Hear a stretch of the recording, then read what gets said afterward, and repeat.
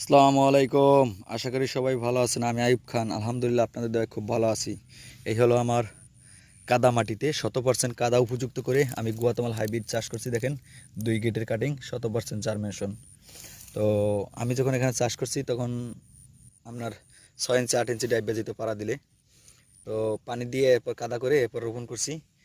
মানে রোপণ করার আগে পানিটা বের করে দিছি, দেওয়ার পরে খাড়া করে রোপণ করে দিছি। দেখেন 2টা করে গিট আসছে, আজকে 1 মাস বয়স। যদি এখানে আমি এরকম গুঁড়া মাটি দিতে পারতাম বেশি করে বা জৈব সার, তাহলে এখান থেকে এক জোপ থেকে অনেক পরিমাণ চারা আসতো, যেটা বলার বাইরে। দেখেন আপনাদেরকে কাটিং ডেলিভারি দেওয়ার পর যে কাটিংগুলো থাকে, এই দেখেন রোপণ করছি 100% জার্মিনেশন। তো আপনারা যারা এই ঘাসগুলো চাষ করেন অবশ্যই খেয়াল করবেন যে আমার জমিটা যেন পর্যাপ্ত পরিমাণ কাদা থাকে। কাদা উপযোগী করে যদি আপনি লাগাইতে পারেন তাহলে 100% জার্মিনেশন আসবে। দেখেন আমার এখানে পুরোটাই 100% জার্মিনেশন আছে, কারণ যেই জায়গাটা লাগাবেন